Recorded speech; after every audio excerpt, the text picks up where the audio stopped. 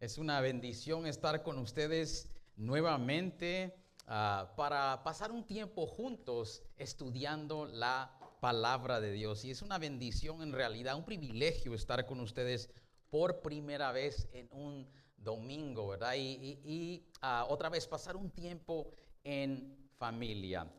Así que en esta mañana, antes de empezar la prédica, me gustaría comenzar con una pequeña forma de introducción a la prédica. Nosotros por lo general hacemos resoluciones al principio del año, ¿verdad? Nosotros hacemos planes, una lista de planes que queremos hacer, ¿verdad? Durante el año marcamos prioridades, hacemos una lista de metas que queremos cumplir, ¿verdad?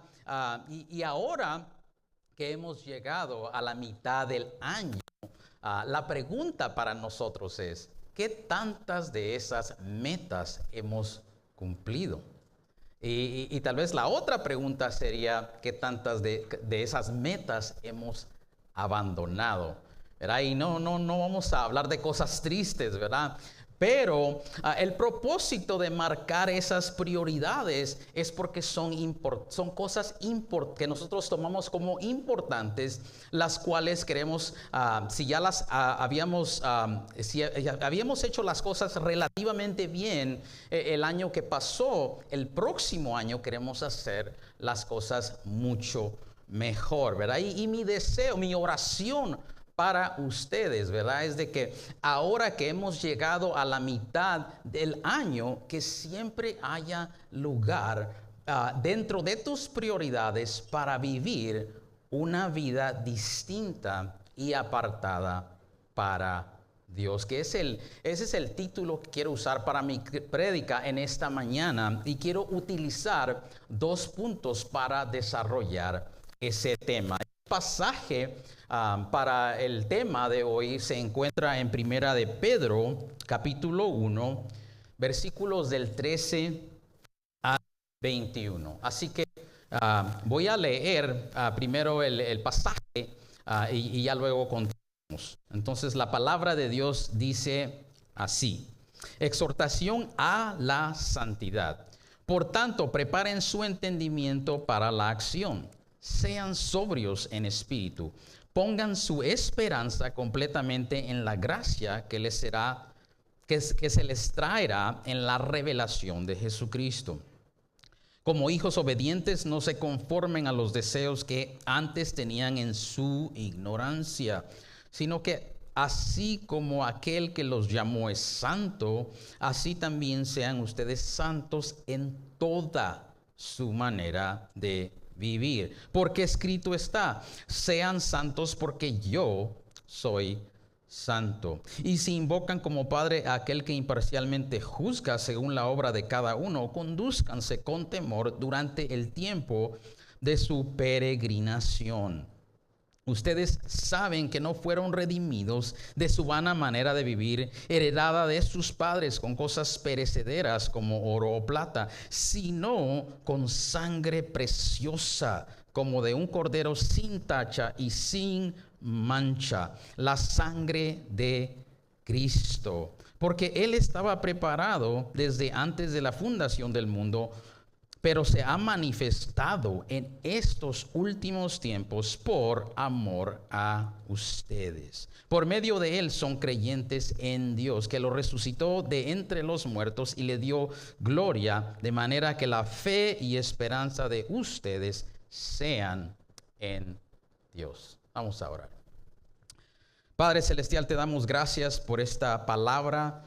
Padre, te rogamos en esta mañana, Espíritu Santo, que tú ilumines nuestras mentes, que tú nos ayudes a entender qué es lo que tu palabra quiere hablarnos, para que así podamos meditar en ella y ponerla en práctica. Padre, te rogamos que tú bendigas tu palabra en nuestras mentes y en nuestros corazones. En el nombre de Cristo Jesús. Amén.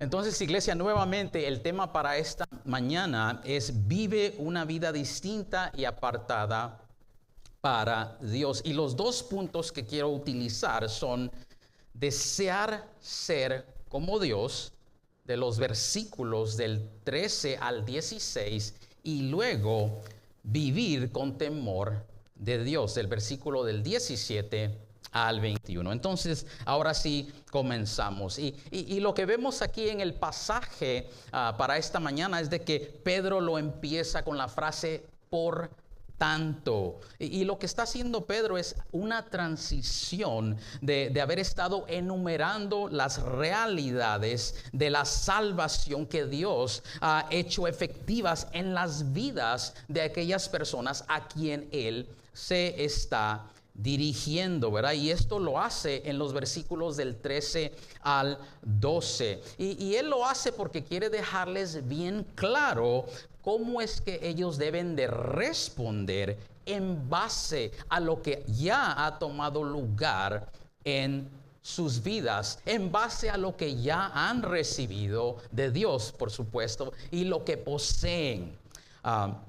Entonces, Pedro les dice, entonces Pedro, lo que quiero que notes es de que Pedro se está dirigiendo. ¿A quién se está dirigiendo? Él se está dirigiendo a cristianos, ¿verdad? Pero también en el versículo 1 del capítulo 1 podemos ver que él se está dirigiendo a exiliados, ¿verdad? Son personas que en realidad viven fuera de su tierra natal, no están en casa, por decirlo así, ¿verdad? No están donde a ellos les corresponde estar, ¿verdad? Y aparte de esto, están siendo afligidos con diversas pruebas, como lo dice el versículo 6.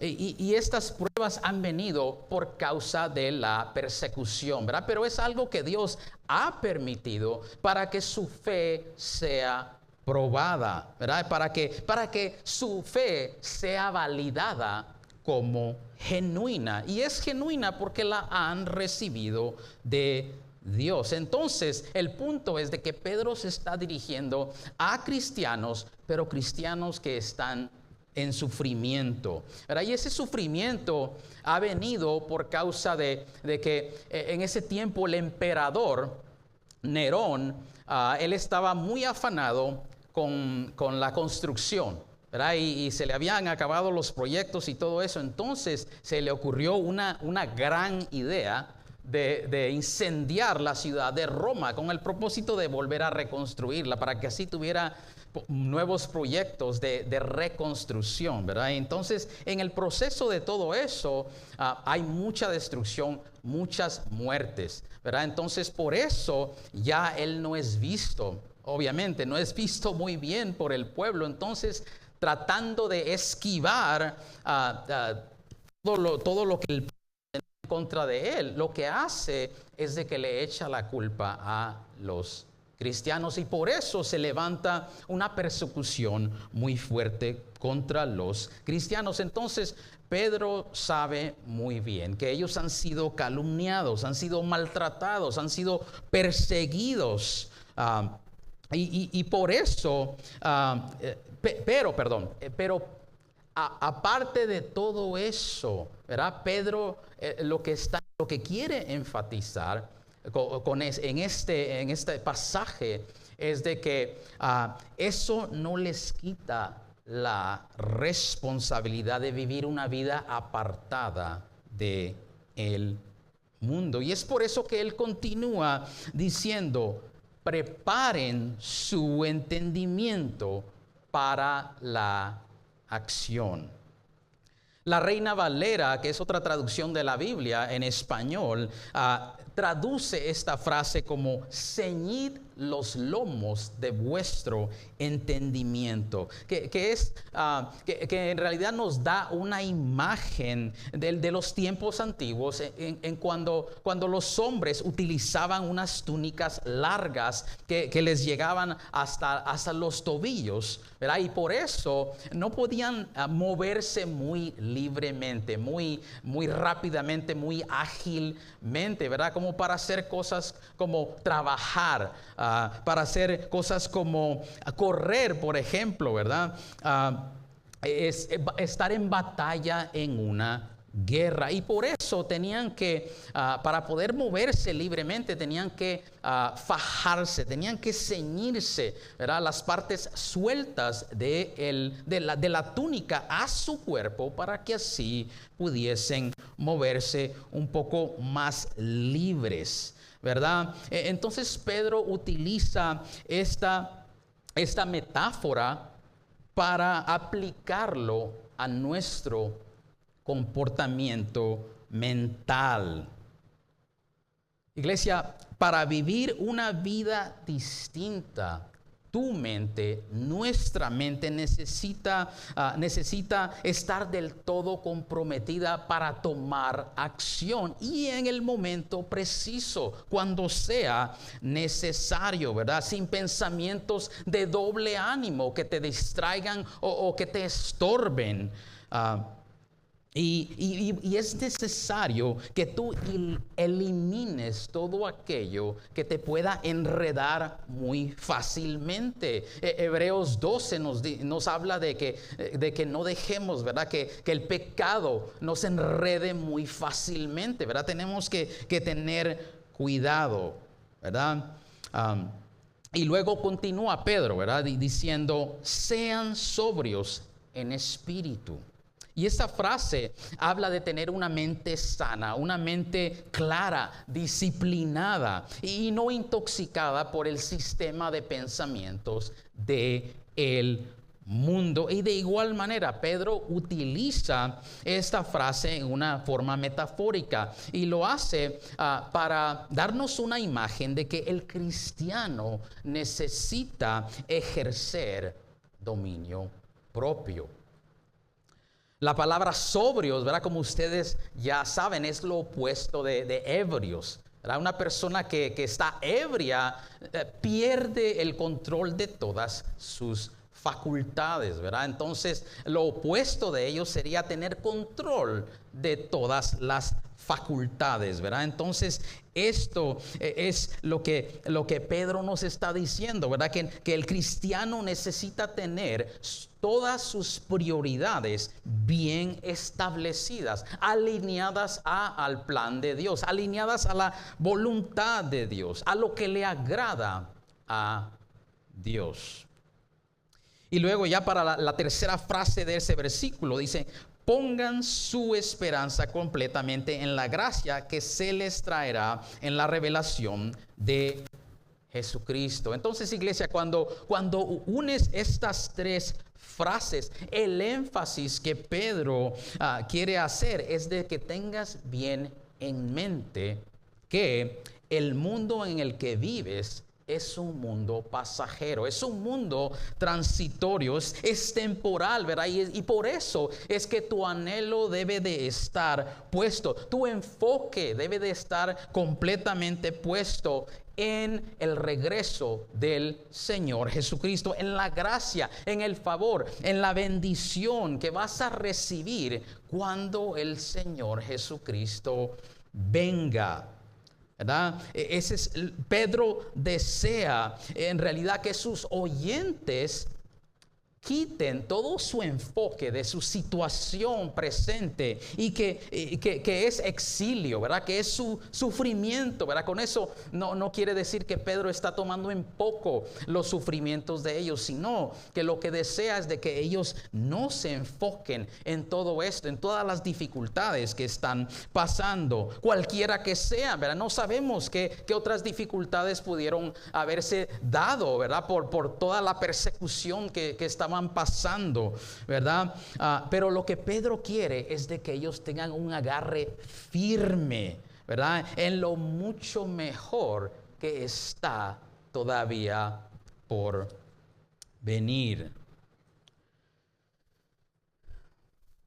Entonces, iglesia, como vivir una vida distinta y apartada para Dios, nuestras prioridades deben de estar bien establecidas, y mientras nosotros vivimos aquí en esta tierra, nosotros también vivimos en esta tierra como exiliados, ¿verdad? Todavía no estamos en casa, todavía no estamos en las moradas celestiales, ¿verdad?, que han sido preparadas para nosotros. Pero mientras vivimos, mientras aguardamos llegar a casa, nuestra prioridad es de ser conformados a la imagen de Cristo. Nuestro anhelo debe de ser llegar a ser semejantes al Señor Jesucristo, de querer imitar a Cristo, de querer imitar a nuestro Dios. Y ahora, por eso,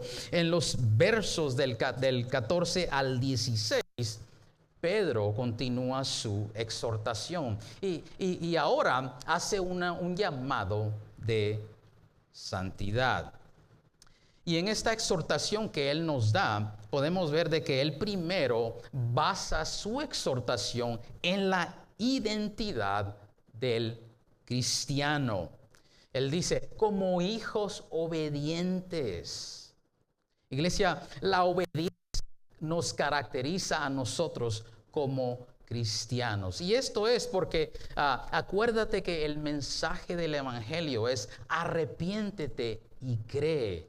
Entonces, por la obra santificadora del Espíritu Santo en nosotros, es que obedecimos esos mandatos. Son mandatos de parte de Dios. Entonces, por eso, desde el principio de nuestra vida cristiana, somos caracterizados por obediencia, ¿verdad? Entonces, su exhortación al principio es como en una manera negativa. Dice, no se conformen a los deseos que antes tenían en su ignorancia. En otras palabras, ahora que ustedes conocen la verdad, han creído en la verdad, ¿verdad? Y conocen al Señor, no vuelvan a la manera vieja de vivir. ¿Y cuál es esa manera vieja de vivir? Persiguiendo deseos desordenados. Y lo que Pedro les está diciendo es, no regresen a la corrupción de donde fueron sacados. Entonces, Pedro como que les está diciendo, ¿por qué habrían de hacer eso? ¿Verdad? Why would you want to do that? Y entonces sigue su exhortación. Primero basa su exhortación en la identidad del cristiano y ahora continúa basándola en el carácter de Dios y en una manera positiva, diciendo, sino aquel que los llamó es santo, así también sean ustedes santos en toda su manera de vivir, porque escrito está, sean santos porque yo soy santo. Iglesia, como ya lo escuchaste, ¿verdad? Santidad es el carácter de aquel que nos llamó, ¿verdad? ¿Y qué nos llamó? Dios Padre. En Él no hay pecado, en Él no hay oscuridad, como lo leía el pastor Oscar, ¿verdad? Él es luz, ¿verdad? Él es santo. Y es por eso que Pedro dice, como hijos de obediencia que son ustedes, sean santos. Y en su exhortación hace referencia al Antiguo Testamento para enfatizar de que lo que está enseñando no es algo nuevo. La santidad siempre ha sido el estándar de vida para aquellos que son de Dios, para aquellos que somos de Dios. Nosotros como hijos de Dios, nuestro deseo es de llegar a ser como nuestro Padre Celestial. Y el carácter de Dios es nuestra motivación y nuestro ejemplo a seguir para llegar a ser como Él es, para ser santos. Y como dice Pedro, ¿qué dice Pedro? En algunas de sus maneras de vivir, en toda nuestra manera de vivir.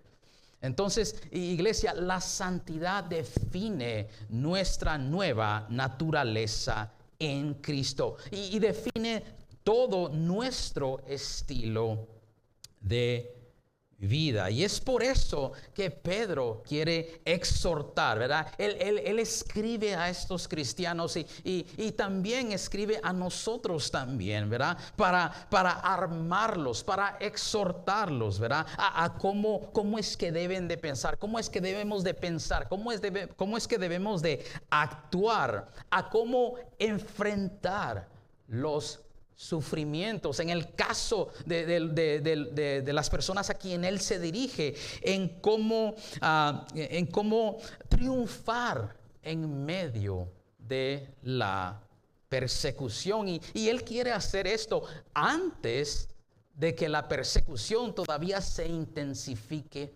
más. Porque hasta ahorita lo que está sucediendo es que los cristianos están siendo perseguidos, ¿verdad? Pero todavía no estaban siendo martirizados, ¿verdad? Entonces, esa es la razón por la que Pedro quiere equiparlos para que vivan en santidad, para que todo su enfoque esté puesto en que toda su esperanza, que todo su enfoque esté puesto en Cristo Jesús, ¿verdad? Que esté puesta en Dios. Entonces, iglesia, ser santos como Dios es santo va a requerir, como lo dice Primera de Pedro 2:11, que nos abstengamos de las pasiones carnales que combaten contra el alma, que son cosas que dominaban nuestra forma de ser, ¿verdad? No dominaban nuestras vidas en tiempos anteriores. Ser santos como Dios es santo, yo no creo que tenga que convencerlos, ¿verdad? Lo va a requerir todo de nosotros, ¿verdad? Va a requerir, iglesia, que nos apartemos de todo aquello que tiene el potencial de alborotar los deseos de nuestra carne. Esta es una área en la que tenemos que tener mucho cuidado, ¿verdad? Necesitamos alejarnos, apartarnos de todo aquello que puede empañar nuestra mirada de fe en Dios, ¿verdad? Necesitamos alejarnos, apartarnos de todo aquello que nos puede volver insensibles al pecado, de todo aquello que nos puede hacer de alguna forma u otra ignorar la vergüenza, la culpa que acarrea el pecado en nuestras vidas. Iglesia, necesitamos tomar, esto es algo que necesitamos, esta exhortación es algo que necesitamos tomar muy en serio. No es solamente un mandato, simplemente porque a Pedro tenía la autoridad para hacer esa clase de mandato, sino que es un mandato que es parte de quienes somos. Es un mandato que lo podemos obedecer en respuesta a quienes somos, ¿verdad? Y por supuesto, por si eso no es suficiente motivación, lo podemos hacer porque ese es el carácter de nuestro Dios. Esa debe de ser la mayor motivación por la cual necesitamos, ¿verdad?, ser santos. Entonces, iglesia, mi oración para cada uno de nosotros, para ti, es de que tú no tomes como poca cosa la santidad, ¿verdad? De que tú siempre desees tener tus prioridades bien alineadas, ¿verdad? Tus prioridades a obedecer al Señor Jesucristo, tus prioridades a vivir una vida santa, una vida totalmente apartada de la corrupción de este mundo, ¿verdad? Y la razón de hacerlo es porque si tus prioridades no están bien establecidas, si no estás viviendo tú con un compromiso inquebrantable de obediencia a Cristo, de ser santo como Él es santo, de imitarlo, de imitar a Dios, entonces lo que va a suceder es que te vas a conformar a los deseos, a vivir con los deseos que te consumían antes, en tiempos anteriores, ¿verdad?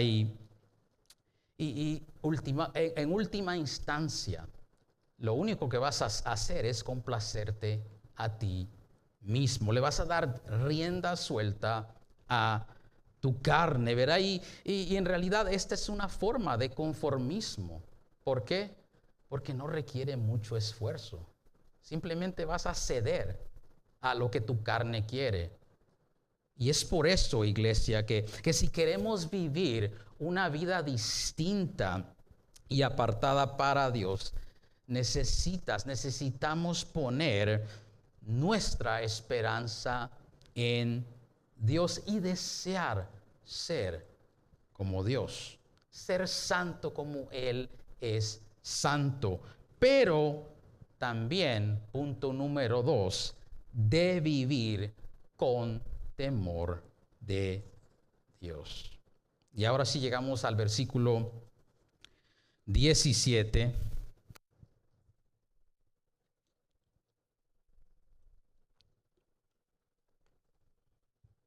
Y el verso 17 dice: y si invocan como Padre aquel que imparcialmente juzga, según la obra de cada uno, condúzcanse con temor durante el tiempo de su peregrinación. Y esta frase, si invocas a Dios como Padre, implica que tú tienes una relación con Él, ¿verdad? Que le conoces íntimamente, y por eso que tú sabes, ¿verdad? Que Dios juzga imparcialmente, ¿verdad? Que Él no hace acepciones como para excusar a alguien de su pecado. Y es por eso que Pedro dice: condúcete con temor. ¿Por cuánto tiempo?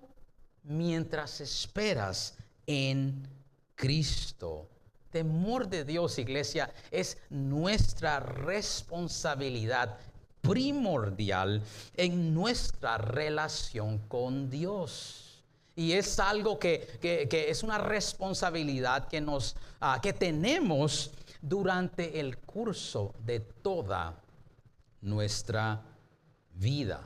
¿Verdad? Y es por eso que en el temor de Dios lo que podemos ver es de que hay una forma práctica. Esa es la forma práctica, una de las formas muy prácticas de cómo ejercer en la santidad, ¿verdad? Porque la santidad implica que tienes respeto profundo y temor reverente hacia Dios, que tomas en serio el carácter justo y santo de Dios. Y es por eso que te conduces con temor de Dios. Y lo haces en todo tiempo y lo haces en áreas muy prácticas de tu vida diaria.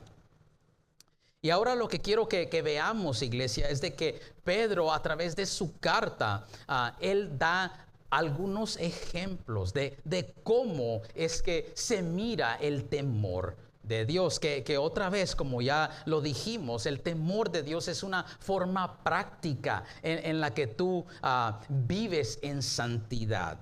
Entonces, en Primera de Pedro, capítulo 2, versículo 13, empezando por el versículo 13, dice: sométanse por causa del Señor a toda institución humana, ya sea el rey como autoridad. Y continúa, ¿verdad? Por el verso 14, 15, 16 y llegando al 17, dice: honren a todos, amen a los hermanos, teman a Dios. La palabra ahí para temer es la palabra phobos. Entonces dice: teman a Dios, honren al rey. En nuestro contexto sería: honren al presidente, ¿verdad? Y yo creo que después de hacer ese comentario me van a tener que escoltar, ¿verdad? Pastor Oscar, de aquí de la iglesia. nosotros sabemos muy bien, ¿verdad? Que hemos tenido líderes en nuestra nación que no han hecho las cosas bien. Y desafortunadamente eso está pasando otra vez, ¿verdad? Hay un sinfín de cambios que la presidencia está haciendo, ¿verdad? Y yo no estoy aquí para criticar a la presidencia, sino para tal vez recalcar, ¿verdad? Que el presidente no es digno necesariamente de nuestro respeto, de nuestro honor. Pero aquí la palabra de Dios es clara en decirnos, ¿verdad? Tenemos que honrar a nuestras autoridades, ¿verdad? Aquí Pedro les dice, honren al rey. ¿Okay? Y otra vez, el emperador es el que los había calumniado. Por causa de él es que están sufriendo, ¿verdad? Mas sin embargo, Pedro les dice, honren al rey. ¿Y por qué han de hacerlo? Por temor de Dios. ¿Verdad? No por temor a ellos, sino por temor a Dios. ¿Okay? Entonces, por temor a Dios vas a honrar a las autoridades terrenales. Y continuamos en el capítulo 2, versículo 18. Dice, siervos, estén sujetos a sus amos con todo respeto. No solo a los que son buenos y afables, sino también a los que son insoportables. En nuestros días, nosotros no tenemos amos, ¿verdad? Pero sí tenemos jefes en nuestros trabajos, y de igual manera algunos de nosotros podemos tener jefes que no son dignos de nuestro respeto, no son dignos de nuestro honor. Más sin embargo, aquí la palabra de Dios nos dice sujetarnos a ellos con todo respeto. Esa palabra respeto es la palabra temor, otra vez, la palabra griega phobos, ¿ok? Otra vez, no tenemos temor de ellos, sino temor de Dios, y por eso otorgamos a ellos el respeto, ¿verdad? Honor. Y luego continuamos en el capítulo 3, versículo 1, empezando por el versículo 1, dice, asimismo ustedes mujeres estén sujetas a sus maridos, de modo que si alguno de ellos son desobedientes a la palabra, puedan ser ganados sin palabra alguna por la conducta de sus mujeres, al observar ellos su conducta casta y temerosa. Ahí otra vez está la misma palabra, temerosa, ¿verdad? Es una conducta temerosa de Dios. Esa es la palabra phobos otra vez. Entonces una creyente se sujeta a su marido, aun si no es creyente, ¿verdad?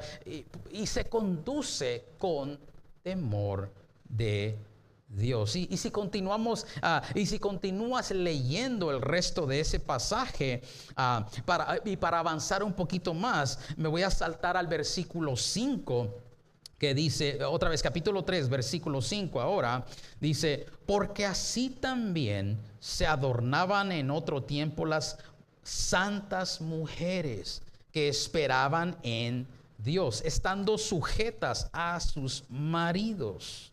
Así obedeció Sara a Abraham, llamándolo Señor, y ustedes han llegado a ser hijas de ellas, que hacen el bien y no tienen miedo de nada que pueda aterrorizarlas.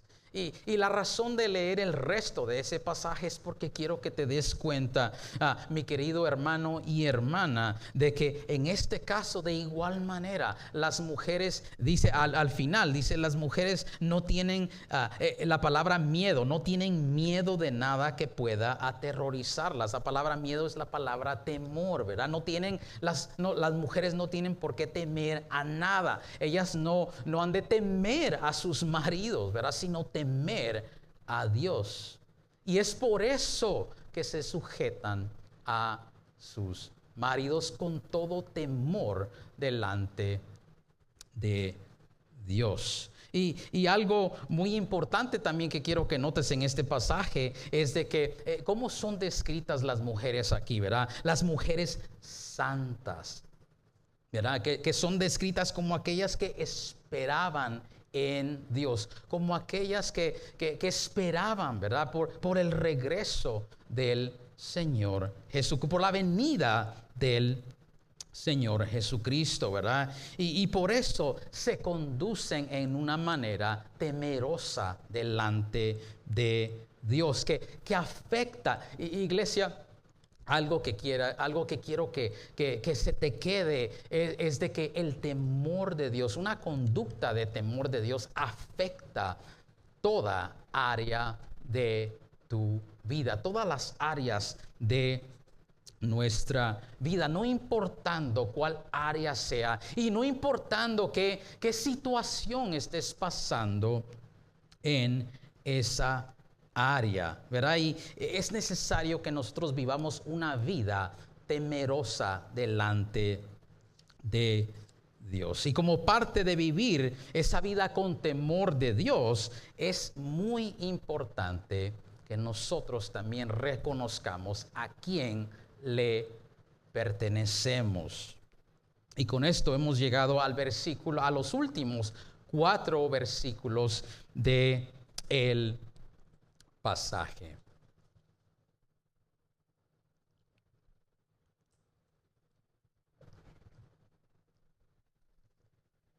Y dice así la palabra de Dios: ustedes saben que no fueron redimidos de su vana manera de vivir, heredada de sus padres, con cosas perecederas como oro o plata, sino con sangre preciosa, como de un cordero sin tacha y sin mancha, la sangre de Cristo, porque Él estaba preparado desde antes de la fundación del mundo, pero se ha manifestado en los últimos tiempos por amor a ustedes. Por medio de Él son creyentes en Dios, que lo resucitó de entre los muertos y le dio gloria, de manera que la fe y esperanza de ustedes sean en Dios. Iglesia, la pregunta que yo te quiero hacer en este momento para hacer una pausa es: ¿cuántas veces tú y yo hemos actuado como que si somos dueños de nuestras vidas? Desgraciadamente yo creo que lo hacemos muy regularmente, ¿verdad? Pero en este pasaje podemos ver, ¿verdad?, que se nos recalca, ¿verdad?, de que antes de nuestra salvación, lo único que nosotros habíamos heredado de nuestros antecesores, ¿verdad?, que traza hasta el punto de hasta Adán, era solamente una manera vana de vivir, de la cual nosotros necesitábamos ser rescatados, ¿verdad? Necesitábamos ser librados de ella. Por lo cual, por la gracia de Dios, es que fuimos rescatados de ello. Fue Cristo Jesús el que pagó un precio alto, ¿verdad? Para nuestro rescate, para que fuésemos liberados de todo eso. Y Cristo pagó a precio de su sangre, ¿verdad? Él pagó un precio que no tiene comparación ninguna, ¿verdad? Aún con aquellas cosas que el mundo le da mucho valor, como el oro y la plata, ¿verdad? La sangre de Cristo fue el pago por nuestro rescate, por tu rescate y por el mío. Precio fue pagado para la pena de tu pecado y mi pecado, para comprarnos de la esclavitud del pecado, para redimirnos y para librarnos de condenación eterna. Como Gálatas 3:13 lo dice, Cristo nos redimió de la maldición de la ley, habiéndose hecho maldición por nosotros.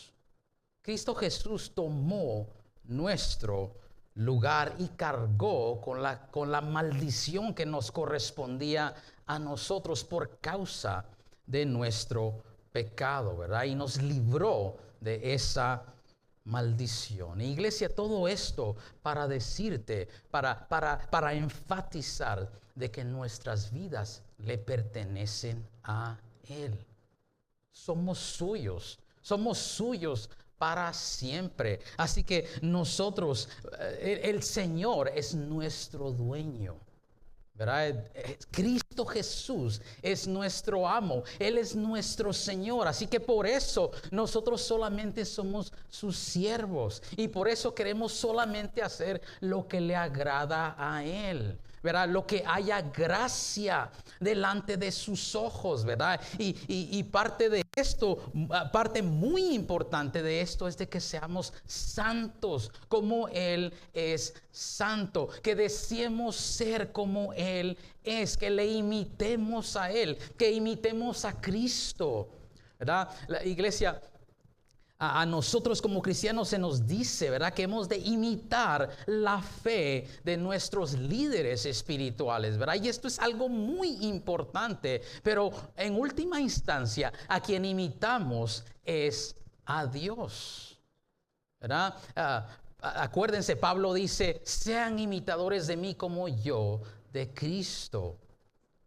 Es a Dios que deseamos imitar, ¿verdad? Y lo queremos hacer, lo deseamos hacer porque deseamos agradarle, porque Él es nuestro todo, Él es nuestro Señor, Él es nuestro dueño.